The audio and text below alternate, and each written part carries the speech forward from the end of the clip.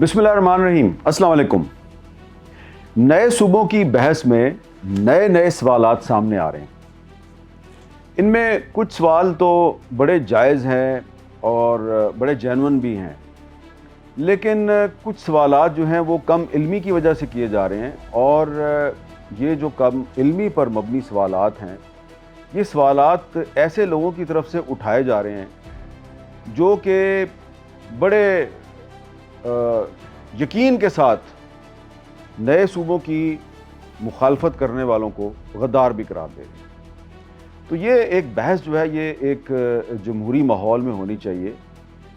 ٹھیک ہے، پاکستان میں جمہوریت بڑی کمزور ہے اور ڈیموکریٹک کلچر جو ہے وہ بڑا کمزور ہو چکا ہے، لیکن کم از کم نئے صوبوں پر جو بحث ہے یہ کھل کر ہونی چاہیے، اور جو نئے صوبوں کی مخالفت کرے اس پر غداری کا الزام نہیں لگانا چاہیے، اور یہ نہیں کہنا چاہیے کہ تم پاکستان کو دشمن ہو۔ اب میں نئے صوبوں کا مخالف نہیں ہوں، لیکن میری گزارش صرف یہ ہے کہ نئے صوبے آئین کے اندر رہ کے بنائے جائیں۔ جو آئین کے اندر ایک طریقہ کار دیا گیا ہے آرٹیکل 239 میں، اس کے مطابق بنایا جائے۔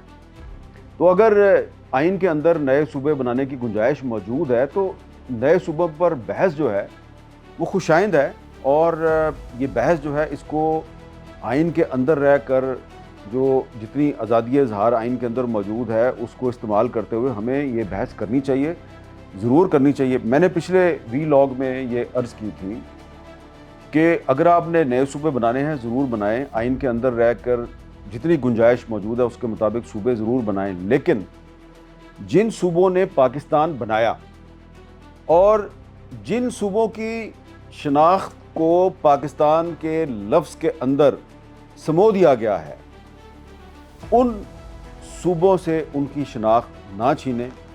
اور میں نے یہ مثالیں دی تھی کہ جس طرح کہ پاکستان میں جو پی ہے وہ پنجاب کو ریپرزینٹ کرتا ہے، پنجاب اسمبلی نے ایک ریزولوشن کے ذریعے، ایک فیصلے کے ذریعے پاکستان میں شامل ہونے کی حمایت کی تھی، تو پنجاب سے اس کا نام نہ چھینیں۔ سندھ اسمبلی نے پنجاب سے بھی پہلے پاکستان کی حمایت کی تھی 1943 میں، تو اس سے بھی سندھ کی شناخت نہ چھینیں۔ صرف اتنی عرض کی تھی۔ تو اس پر کچھ لوگ جو ہیں انہوں نے یہ سوالات اٹھائے ہیں اور یقین کے ساتھ کہہ دیا ہے کہ جی یہ جناب میں نے ایک درفنتنی چھوڑی ہے، اور جو میں نے بات کیا ہے کہ جو لفظ پاکستان ہے یہ کچھ صوبوں کی، کچھ علاقوں کی نمائندگی کرتا ہے۔ میں نے کہا تھا پی پنجاب کی ریپرزنٹیشن کرتا ہے، اے افغانیہ یعنی خیبر پختونخوا کی ریپرزنٹیشن کرتا ہے، کے کشمیر کو ریپرزینٹ کرتا ہے۔ میں نے اس میں کہا تھا آئی جو ہے وہ پہلے شامل نہیں تھا، لفظ پاکستان تھا، آئی بعد میں شامل ہوا، اور ایس جو ہے وہ سندھ کو ریپرزینٹ کرتا ہے، اور ٹی اے این بلوچستان کو ریپرزینٹ کرتا ہے۔ تو کچھ لوگوں نے یہ سوال اٹھایا ہے کہ جناب آپ نے چودھری رحمت علی کے حوالے سے یہ کہا ہے کہ جناب لفظ پاکستان جو ہے اس میں پنجاب کی، خیبر پختونخوا یعنی افغانیہ کی، سندھ کی، کشمیر کی اور بلوچستان کی نمائندگی ہے۔ تو لیکن جب 1947 میں پاکستان بنا تھا تو اس میں تو مشرقی بنگال بھی شامل تھا، تو یہ جو لفظ پاکستان ہے اس میں بنگال کیوں شامل نہیں تھا؟ تو کیونکہ بنگال شامل نہیں تھا اس لیے آپ غلط ہیں۔ اب یہ جو ہے جو ایک توجیہ پیش کی گئی ہے، اور یہ سوال بھی اٹھایا گیا ہے کہ جی بنگال کیوں شامل نہیں تھا، میں اس کا بھی جواب دیتا ہوں۔ میں یہ بھی جواب دے دیتا ہوں کہ کچھ بہت پڑھے لکھے لوگ جو ہیں انہوں نے کہا ہے جی کہ جو لفظ آئی ہے، آپ نے یہ دعویٰ کیا ہے کہ یہ اسلام کو ریپرزینٹ کرتا ہے ایز اے بائنڈنگ فورس، تو اس کا کیا ثبوت ہے؟ اور کچھ لوگوں نے یہ بھی کہا جی کہ آپ نے جو ہے اس کو کہا ہے کہ نئے صوبوں کی جو بحث ہے اس میں انڈیا کو نہ لے کے آئے ہیں، تو کیوں نہ لے کے آئے ہم انڈیا کو؟ ہمیں انڈیا کو لانا چاہیے۔ اور اس کے علاوہ اور بھی کچھ سوالات ہیں، تو میں اس کا باری باری آج جواب دینا چاہتا ہوں۔ پہلی بات تو یہ ہے کہ یہ جو نئے صوبوں کی بحث ہے، اس بحث میں یہ تاثر نہیں ملنا چاہیے کہ کہیں پر نئے صوبے بنانے کا فیصلہ ہو چکا ہے اور اب صرف یہ جو بحث ہے یہ خانہ پوری کے لیے کی جا رہی ہے، تاکہ بعد میں کہا جائے جناب کہ ہم نے تو باقاعدہ ڈبیٹ کے بعد نئے صوبے بنائے۔ یہ تاثر نہیں ملنا چاہیے، کیونکہ جس طریقے سے ڈبیٹ شروع کروائی گئی ہے اس میں کچھ لوگ واقعی یہ تاثر دے رہے ہیں کہ فیصلہ ہو چکا ہے اور جو نئے صوبوں کی مخالفت کرے گا وہ بڑا نقصان اٹھائے گا، اور یہ جو ڈبیٹ ہے یہ بس خانہ پوری۔ جیسا کہ آپ دیکھ رہے ہیں کہ اگر کوئی تھنک ٹینک جو ہے وہ اس پر کئی سیمینار کرتا ہے تو تمام ٹی وی چینلز جو ہیں وہ اس کو لائیو دکھا رہے ہوتے ہیں۔ پہلے جب یہی تھنک ٹینک بہت ہی اہم موضوعات پر ڈبیٹ کرواتا ہے، سیمینار کرواتا ہے، کانفرنس کرواتا ہے، اس کی ایک سنگل کالم خبر کسی اخبار میں شائع نہیں ہوتی۔ کسی بڑے ٹی وی چینل کا جو 9 بجے کا بلیٹن ہے اس میں 10 سیکنڈ کی خبر تک نہیں چلتی۔ اچانک کیا ہوا کہ جناب نئے صوبوں کی بحث جو ہے اس پہ سیمینار جو ہے وہ لائیو دکھایا جا رہا ہے اور تمام ٹی وی چینل دکھا رہے ہیں۔ چلے اگر دکھا رہے ہیں تو اچھی بات ہے، لیکن اس میں یہ بھی تو دیکھیں نا کہ جو نئے صوبوں کی بحث ہے یہ صرف ایک ورکنگ پیپر سے اس نے جنم نہیں لیا۔ اب میں نے پچھلے ویلاگ میں اس پیپر کا حوالہ دیا تھا، یہ جو ایک رپورٹ ہے جو میاں عامر محمود صاحب نے تیار کی ہے، Pakistan 1947-2026 why it continues to fail in people, یعنی اس میں 33 نئے صوبوں کا ایک منصوبہ پیش کیا گیا ہے۔ 4 صوبوں کو 32 صوبوں میں تقسیم کیا جائے گا اور اسلام آباد 33واں صوبہ ہوگا، اور کہا گیا جی کہ اس کا بہت فائدہ ہوگا پاکستان کو۔ بالکل میاں عامر محمود صاحب کی رائے ہے، ہم ان کی رائے کا احترام کرتے ہیں، ان سے کوئی ان کی نیت پہ شک نہیں ہے، لیکن صرف میں نے یہ کہا تھا کہ جی اس میں جن صوبوں نے پاکستان بنایا ہے ان کی شناخت کدھر چلی گئی۔ اب ایک اور تھنک ٹینک جو ہے global think tank network GTTN، اس نے دی میراج آف نیو پروونسز کے نام سے ایک اور رپورٹ جاری کر دیا، اور انہوں نے کہا جی کہ یہ جو 33 نئے صوبے بنانے کا منصوبہ ہے یہ بڑا خطرناک ہے، اس کی بجائے آپ یہ کریں کہ ڈویژنز کو صوبے نہ بنائیں بلکہ آپ جو بلدیاتی ادارے ہیں ان کو مضبوط کر دیں۔ تو اب 2 طرح کی رائے سامنے آ رہی ہے نئے صوبوں کے حوالے سے۔ کچھ پولیٹیکل پارٹیز نے بڑی کلیئر پوزیشن لے لیا ہے، وہ نئے صوبوں کی حمایت کر رہی ہیں، کچھ پولیٹیکل پارٹیز جو ہیں وہ نئے صوبوں کی مخالفت کر رہی ہیں۔ اب میں آتا ہوں جی کہ یہ جو سوال اٹھایا گیا کہ جب 1947 میں پاکستان بنا تو اس میں تو مشرقی بنگال بھی شامل تھا، تو اس کی نمائندگی لفظ پاکستان میں کیوں شامل نہیں ہے؟ اب یہ جو سوال اٹھایا گیا ہے یہ ایسے لوگوں کی طرف سے اٹھایا گیا ہے جنہوں نے کہ شاید جو اسکولوں کالجوں میں مطالعہ پاکستان پڑھایا جاتا ہے نہ تو اس کو غور سے پڑھا ہے اور نہ ہی انہوں نے پاکستان کی ہسٹری کو غور سے پڑھا ہے۔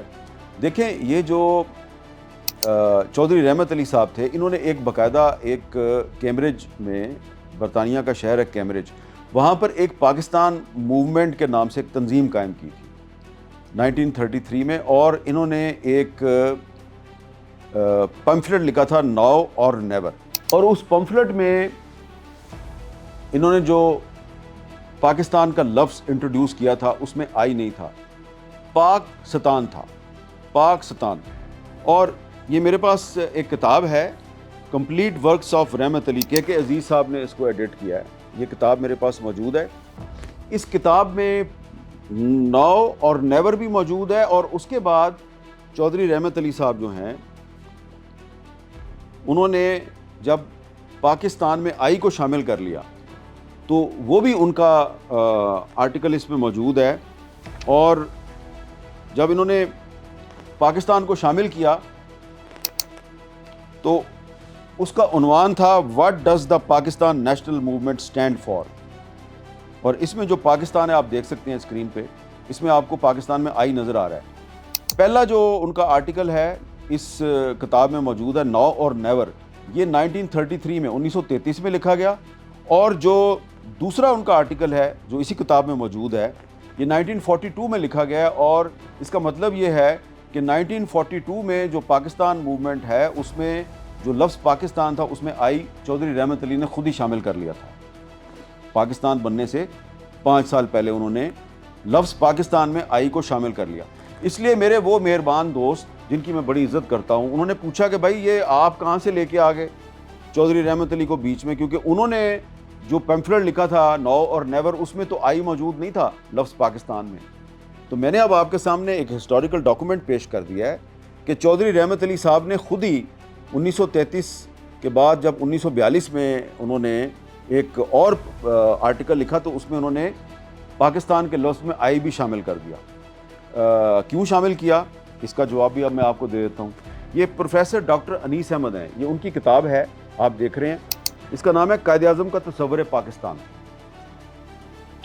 اس کتاب میں ڈاکٹر انیس احمد صاحب نے ٹھوس ہسٹوریکل ایویڈنس پیش کیا ہے، دستاویزی ثبوت پیش کیے ہیں. وہ کہہ رہے ہیں، یہ اس کا جو صفحہ 108 ہے اس پہ وہ کہہ رہے ہیں جی کہ 24 مارچ 1940 کو قرارداد پاکستان کی منظوری کے اگلے دن خواجہ عبدالرحیم نے، جو کیمبرج میں چودھری رحمت علی کے ساتھ زیر تعلیم تھے اور ملک کا نام تجویز کرنے میں شامل تھے، قائد اعظم کو اپنے گھر چائے پر مدعو کیا. قائد اعظم نے ان سے کہا، رحیم، جو نام تم نے 1930 میں دیا اس پہ ہندو پریس میں بہت لے دے ہو رہی ہے. رحیم نے عرض کیا کہ علامہ اقبال بھی اس نام کو پسند کر چکے ہیں، آپ کی اس پر کیا رائے ہے؟ قائد اعظم نے فرمایا، اگر تم لوگ اور مسلمانان قوم اس نام کو پسند کرتی ہے تو مجھے اس پر کوئی اعتراض نہیں، صرف یہ کہ جو نام تم نے پیمفلٹ پر لکھا ہے اس میں آئی کا اضافہ کر لو، جو اسلام کو ظاہر کرتا ہے اور جو ان تمام صوبوں کے درمیان کڑی کی حیثیت رکھتا ہے. خواجہ رحیم نے یہ پیغام چودھری رحمت علی کو پہنچایا جو اس وقت کراچی میں مقیم تھے. 23 مارچ 1940 کو آل انڈیا مسلم لیگ کا لاہور میں اجلاس ختم ہوا، جس میں ایک علیحدہ ریاست نہیں، ریاستوں کی قرارداد منظور کی گئی تھی، ریاستوں کی، اسٹیٹ نہیں، اسٹیٹس. اور اس کے اگلے دن قائد اعظم نے کہا جی کہ یہ جو لفظ پاکستان ہے اس میں آئی بھی شامل کریں، پاکستان میں آئی بھی شامل کریں. یہ ایک آپ کو میں نے ایویڈنس دے دی. اور یہ کیوں شامل کیا گیا لفظ آئی؟ کیونکہ قائد اعظم یہ سمجھتے تھے کہ اسلام جو ہے وہ بائنڈنگ فورس ہے. پنجاب، سندھ، خیبر پختونخوا، بلوچستان، کشمیر کے جو لوگ ہیں ان کے درمیان بائنڈنگ فورس ہے. اب اس کا یہ قطعاً مطلب نہیں ہے کہ پاکستان جو ہے یہ صرف مسلمانوں کے لیے تھا. اور میں نے آپ کو پہلے بھی یہ بتایا تھا کہ جو پنجاب اسمبلی نے جو 1947 میں ایک فیصلہ کیا تھا، ایک ریزولوشن منظور کیا تھا کہ ہم پاکستان میں شامل ہوں گے، اس میں جو ڈیسائیڈنگ ووٹس تھے وہ کرسچنز کے تھے، مسیحیوں کے تھے. تو اس کی ساری تفصیل جو ہے یہ راجہ نتھا نیل گل ہے، ایک کرسچن وکیل ہیں، ان کی کتاب ہے تحریک پاکستان اور مسیحیوں کا کردار. یہ کتاب ہے جی ان کی. اور اس کتاب میں انہوں نے بہت ڈیٹیل کے ساتھ جو Christians members of the Punjab assembly تھے ان کا رول لکھا ہے، اور انہوں نے جو پاکستان موومنٹ میں جو کرسچنز کا کردار ہے اس پہ روشنی بھی ڈالی ہے. اور انہوں نے واضح طور پہ یہ لکھا ہے کہ کیوں، اس سوال کا جواب دیا کہ کرسچنز نے پاکستان کے مطالبے کی کیوں حمایت کی تھی. وجہ کہ ہندو تحریکیں مثلاً بھکتی تحریک، آریہ سماج، دیو سماج، تحریک شنکٹن اور تحریک شدھی نہ صرف ہندوؤں کو مسیحیت اور اسلام قبول کرنے سے روکنے کے لیے شروع کی گئیں، بلکہ ان کا واحد مقصد مسیحیوں اور مسلمانوں کے مذہب پر ڈاکہ ڈالنا اور ہر جائز اور ناجائز طریقے سے انہیں ہندو بنانا تھا. تو اس لیے کرسچنز نے فیصلہ کیا کہ بجائے کہ ہم ایک اکھنڈ بھارت کا پرچار کرنے والا جو ہندو راج ہے اس کو سپورٹ کریں، بہتر ہے کہ ایک ایسا پاکستان جس کے بارے میں کہا جا رہا ہے کہ یہ یہاں پہ ہم اسلام نافذ کریں گے، ہم اس کو سپورٹ کرتے ہیں، کیونکہ اسلام میں جو اقلیتیں ہیں، جو نان مسلمز ہیں، ان کو تحفظ دیا جاتا ہے. اور پھر اس میں جو قائد اعظم کے وعدے تھے کرسچن کے ساتھ ان کو بھی شامل کیا گیا. اب یہ جو راجہ نتھا نیل گل صاحب نے اپنی کتاب میں جو یہ دعویٰ کیا ہے کہ کرسچنز نے اس لیے تحریک پاکستان میں قائد اعظم کا ساتھ دیا کیونکہ جو کانگریس اور دیگر ہندو تنظیمیں تھیں وہ دراصل اکھنڈ بھارت کا جو نظریہ تھا اس کو فالو کر رہی تھیں، اور انہوں نے الٹیمیٹلی پورا جو ساؤتھ ایشیا ہے، جنوبی ایشیا ہے، اس کو اکھنڈ بھارت بنا کر یہاں پر تمام مسلمز کو، کرسچنز کو اور سکھوں کو انہوں نے ہندو بنانا تھا زبردستی. اور اس لیے پھر جو کرسچنز ہیں انہوں نے مسلمانوں کا ساتھ دیا اور پاکستان کی حمایت کی. اب کچھ لوگ پوچھیں گے اس کا کیا ثبوت ہے جی؟ اب اس کا ثبوت جو ہے وہ آپ کو تھوڑا سا خود بھی پڑھنا چاہیے، ہسٹری کی کتابیں آپ خود بھی پڑھا کریں۔ میں اب آپ کو ایک ایسی کتاب کا حوالہ دینے لگا ہوں۔ یہ کتاب ملک فضل حسین صاحب نے 1931 میں شائع کی تھی۔ قرارداد لاہور منظور ہوئی 23 مارچ 1940 کو۔ یہ جو میں آپ کو کتاب دکھانے لگا ہوں، یہ کتاب شائع ہوئی 1931 میں، یعنی کہ قرارداد لاہور منظور ہونے سے 9 سال پہلے۔ اس کتاب کا نام ہے ہندو راج کے منصوبے، اور بھلا ہو منیر احمد منیر صاحب کا کہ انہوں نے یہ کتاب جو ہے اس کو دوبارہ شائع کیا ہے۔ اس کتاب میں ملک فضل حسین صاحب نے ہندو پریس اور ہندو مصنفین کی کتابوں کے حوالے دے کر ریفرنسز کے ساتھ یہ لکھا ہے کہ ہندو سنگٹن جو ہے اس کے کیا اغراض و مقاصد ہیں۔ ہندو سنگٹن کا مطلب ہے کہ ہم نے ہندو راج قائم کرنا ہے۔ تو وہ کہتے ہیں جی کہ ہندو سنگٹن جو ہے وہ چاہتا ہے کہ جب انگریز یہاں سے چلے جائیں تو یہاں پہ ہندو راج قائم کیا جائے، اور اس کتاب کے صفحہ نمبر 124 پہ کہا گیا ہے کہ عربی، فارسی، اردو کو ملک سے نابود کر دیا جائے، اور اسلام اور قرآن کو ملک سے نابود کر دیا جائے، نعوذ باللہ۔ تمام مسجدوں کو مندر بنا لیا جائے، ان پر اوم کا جھنڈا لہرایا جائے، نعوذ باللہ۔ تمام مسلمانوں کو شدھ کر لیا جائے، شدھ کا مطلب ہے ان کو ہندو بنا دیا جائے۔ افغانستان کو فتح کر کے اس ملک کے باشندوں کو بھی شدھ کر دیا جائے، اور افغانستان کے بعد جزائر فجی اور مشرقی افریقہ پر بھی جہاں ان کے ہندو بھائی آباد ہیں قبضہ کر کے انہیں اپنی طرح آزاد شہری بنایا جائے، اور آخر میں مکہ اور مدینہ پر بھی اوم کا جھنڈا گاڑا جائے، نعوذ باللہ۔ یہ بالکل یہ 31 اغراض و مقاصد ہیں جی ہندو سنگٹن کے، اور جو آخری والا ہے کہ مکہ اور مدینہ پر بھی اوم کا جھنڈا گاڑا جائے۔ تو یہ بات ملک فضل حسین صاحب کو نہیں، علامہ اقبال کو، قائد اعظم کو، اور جو کرسچن لیڈرز تھے ان سب کو سمجھ آ گئی تھی۔ 1931 میں سمجھ آ چکی تھی کہ جناب ان کانگریسیوں کے ساتھ اور یہ جو RSS والے ہیں ان کے ساتھ ہمارا گزارا نہیں ہے، اس لیے پاکستان کا مطالبہ کیا گیا۔ تو اسی لیے کرسچنز نے پاکستان کی حمایت اس لیے کی کہ لفظ پاکستان میں جو آئی شامل کیا گیا تھا جو اسلام کی نمائندگی کرتا ہے، اس کا مقصد یہ تھا کہ یہاں پاکستان میں جو نان مسلم ہوں گے ان کو بھرپور پروٹیکشن دی جائے گی، تحفظ دیا جائے گا۔ یہ بعد میں جو ہوا وہ بھی ایک علیحدہ ڈبیٹ ہے، لیکن قائد اعظم کی آئیڈیالوجی یہی تھی۔ اچھا، اب میں دوبارہ آپ کو بتاتا ہوں کہ وہ جب پاکستان 1947 میں بنا تو اس میں مشرقی بنگال کی ریپرزنٹیشن کیوں نہیں تھی؟ مشرقی بنگال کی ریپرزنٹیشن اس لیے نہیں تھی کہ جو چودھری رحمت علی صاحب تھے انہوں نے بنگال اور آسام کے مسلمانوں کے لیے بنگستان کے نام سے ایک علیحدہ ریاست کا منصوبہ پیش کیا تھا۔ بنگستان میں جو بنگال شامل تھا اس میں ویسٹ بنگال بھی شامل ہے جو آج ایک انڈین سٹیٹ ہے، اور آسام جو آج ایک انڈین سٹیٹ ہے۔ تو چودھری رحمت علی صاحب کی جو بنگستان سکیم تھی اس میں ایسٹ بنگال، ویسٹ بنگال اور آسام، ان 3 علاقوں پر مشتمل ایک سٹیٹ بنائی گئی تھی۔ یہی وجہ تھی کہ جو 23 مارچ 1940 کی جو قرارداد لاہور ہے اس میں ایک سٹیٹ بنانے کا مطالبہ نہیں کیا گیا، سٹیٹس کا لفظ استعمال کیا گیا، ریاستیں بنانے کا مطالبہ کیا گیا۔ تو جب ریاستیں بنانے کا مطالبہ کیا گیا تو اس کے بعد پھر چودھری رحمت علی صاحب جو ہیں انہوں نے صرف بنگستان کی سکیم پیش نہیں کی، بلکہ یہ جو کتاب ہے جو میں نے آپ کو پہلے بھی دکھائی ہے، complete works of Rahmat Ali, اس کتاب میں آپ کو پورا ایک ترتیب کے ساتھ، ڈیٹ کے ساتھ آپ کو پتہ چلے گا کہ 1943 سے لے کے اور 1946 تک چودھری رحمت علی صاحب نے صرف پاکستان اور بنگستان نہیں بلکہ 8 نئی، ٹوٹل 10 نئی مسلم سٹیٹس کا منصوبہ پیش کیا۔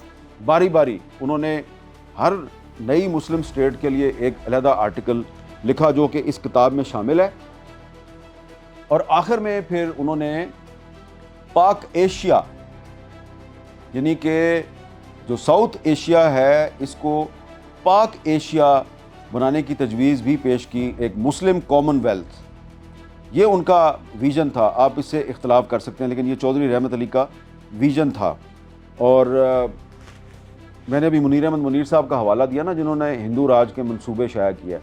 انہوں نے چودھری رحمت علی صاحب کے بارے میں ایک اور کتاب بھی لکھی ہے، کیونکہ چودھری رحمت علی صاحب نے جو 1947 میں جو قائد اعظم نے پاکستان قبول کیا تھا تو وہ اس کے خلاف تھے. وہ کہتے تھے جی کہ ہمیں وہ پاکستان چاہیے جس کا جو پنجاب ہے اس میں دلی بھی شامل ہو، اور ہمیں صرف ایسٹ پاکستان نہیں چاہیے، ہمیں ویسٹ بنگال بھی چاہیے، ہمیں آسام بھی چاہیے.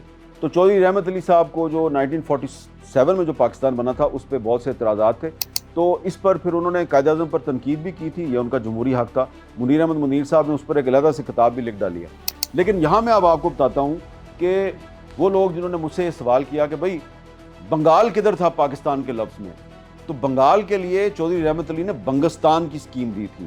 اور یہ بڑی ایک انٹرسٹنگ چیز ہے، اس کتاب میں انہوں نے حیدرستان کے نام سے ایک اسٹیٹ کا تصور پیش کیا جس میں اتر پردیش کے بہت سے مسلم علاقے شامل تھے. صدیقستان کے نام سے انہوں نے ایک نئی اسٹیٹ کا تصور پیش کیا، اس میں مدھیہ پردیش، چھتیس گڑھ اور مہاراشٹرا کے بہت سے مسلم علاقے شامل تھے. فاروقستان یہ بہار، صوبہ بہار اور اڑیسہ، یہ اس پہ مشتمل تھا.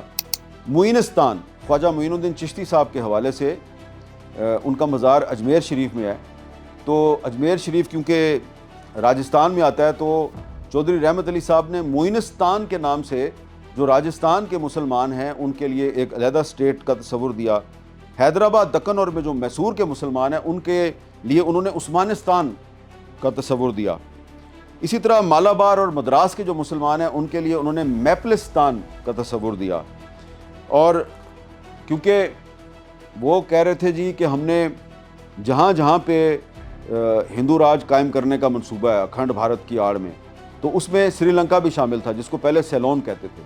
تو چودھری رحمت علی صاحب نے جو مشرقی سری لنکا ہے اس کے مسلمانوں کے لیے صفستان اور مغربی سری لنکا کے مسلمانوں کے لیے نصارستان اسٹیٹ کا تصور پیش کیا. تو یہ ٹوٹل چودھری رحمت علی صاحب نے 10 مسلم ریاستوں کا تصور پیش کیا تھا، جس میں پاکستان بن گئی. پھر اس میں سے ایک اور ریاست جو ہے وہ اب بنگلہ دیش بن چکی ہے. لیکن اگر چودھری رحمت علی صاحب کی اسکیم کو سامنے رکھیں تو بنگلہ دیش میں ویسٹ بنگال کو اور آسام کو بھی شامل ہونا چاہیے. اب یہ بھی کہا گیا جی کہ آپ یہ کیوں کہتے ہیں جی کہ پاکستان اور بھارت یعنی انڈیا میں کمپیریزن نہ کیا جائے. یہ میں اس لیے کہتا ہوں کہ پاکستان اور انڈیا کی آبادی میں بہت فرق ہے. پاکستان اور انڈیا کی جو پولیٹیکل ریالٹیز ہیں اس میں بہت فرق ہے. اب دیکھیں اس وقت بھی بھارت جو ہے وہاں پر ایک اسٹیٹ ہے یعنی کہ ایک ریاست ہے، اس کو کہتے ہیں اتر پردیش. پتہ ہے کتنی آبادی ہے اتر پردیش کی؟ ایک اسٹیٹ ہے صرف، 24 کروڑ سے زیادہ آبادی ہے، اور پاکستان کی آبادی بھی اتر پردیش کی آبادی کے برابر ہے. تو جب آپ کہتے ہیں جی کہ 47 میں بھارت میں 9 اسٹیٹس تھیں اور آج بھارت میں 28 اسٹیٹس پلس 8 فیڈرلی ایڈمنسٹریٹڈ ٹیریٹریز ہیں، تو تقریباً 36 وہاں پہ یونٹ بن چکے ہیں. تو پاکستان میں ابھی تک صرف 4-5 ہیں، تو ان کو آپ 33 بنانا چاہتے ہیں. تو جو اس وقت بھارت کے جو 36 یونٹ ہیں ان میں سے جو صرف ایک یونٹ ہے اتر پردیش، اس کی ٹوٹل آبادی پاکستان کی آبادی کے برابر ہے. کتنا فرق ہے. تو آپ اپنے آپ کو کیوں کمپیئر کرتے ہیں؟ آبادی کے لحاظ سے ایک بہت بڑا ملک ہے بھارت، دنیا میں چین کے بعد آبادی کے لحاظ سے دوسرا بڑا ملک ہے. ایک اور اب آپ سن لیں اس میں بات کہ بہار جو ہے وہ بھی ایک بڑی اسٹیٹ ہے بھارت کی، اس کی 13 کروڑ آبادی ہے. مہاراشٹرا کی آبادی بھی 13 کروڑ کے قریب ہے. اور پاکستان کا جو سب سے بڑا صوبہ ہے پنجاب، اس کی آبادی ہے تقریباً 12 کروڑ 80 لاکھ 85 لاکھ کے برابر ہے. اور سندھ کی آبادی 5.5 کروڑ یا اب 6 کروڑ کے قریب ہو. اب دیکھیں کہ اتر پردیش جس کی آبادی 24 کروڑ ہے اور پنجاب جس کی آبادی 12 کروڑ ہے، اس میں اب فرق کیا ہے؟ فرق یہ ہے کہ اتر پردیش کی جو سیٹیں ہیں لوک سبھا میں، یعنی کہ جو ان کی نیشنل اسمبلی ہے، اتر پردیش کی سیٹیں ہیں 80، اور ہمارا جو پاکستان کا پنجاب ہے جس کی آبادی 12 کروڑ ہے، اس کی قومی اسمبلی میں سیٹیں کتنی ہیں؟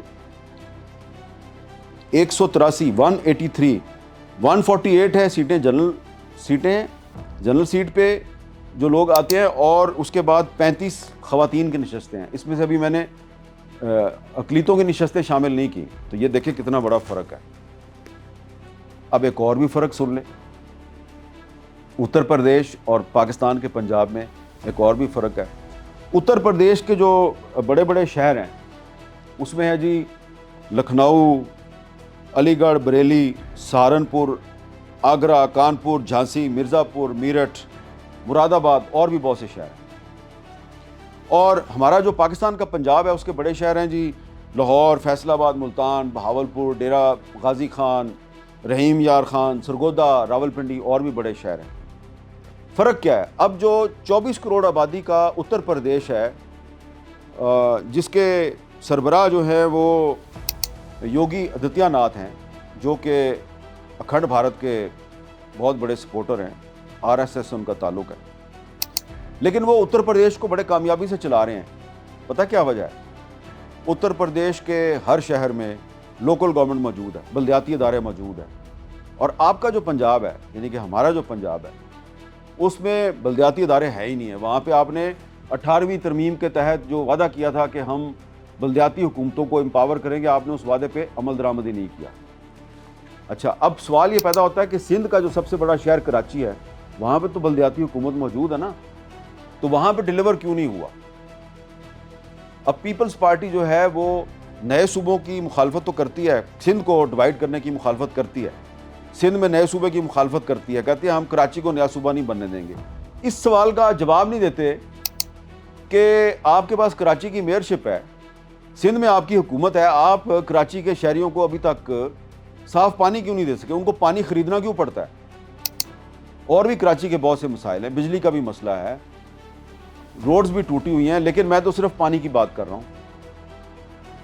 تو وہ جواب نہیں دیتے، جواب ان کے پاس ہے، آف دی ریکارڈ جواب دیتے ہیں۔ آف دی ریکارڈ وہ کہتے ہیں جی کہ سارا کراچی جو ہے وہ ہمارے کنٹرول میں نہیں ہے، اور جو میئر کراچی ہے وہ اس کے پاس اختیارات نہیں ہے، کنٹونمنٹ بورڈ ہے، DHA ہیں، اور بہت سے وفاقی ادارے ہیں، ان کے کنٹرول میں بہت سے علاقے ہیں کراچی کے، تو وہاں پہ میئر کا اختیار نہیں ہے۔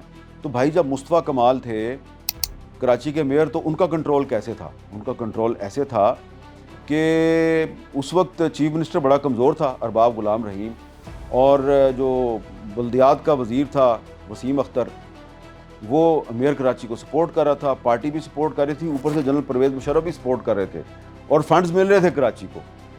تو آج پیپلز پارٹی جو ہے اس نے مسلم لیگ نون کے ساتھ مل کر پریزیڈنٹ شپ لی ہوئی ہے، گورنر لیے ہوئے ہیں، اور بلوچستان میں مل کر حکومت بھی بنائی ہوئی ہے، گلگت بلتستان میں بھی حکومت بنائی ہوئی ہے، لیکن کراچی کے مسائل حل کرنے کے لیے پیپلز پارٹی اور مسلم لیگ نون ایک پیج پہ نہیں آتے۔ تو اس پہ پیپلز پارٹی کو جو پرابلمز ہیں ان پہ کھل کے بات کرنی چاہیے، اور کراچی کے مسائل حل کرنے چاہیے۔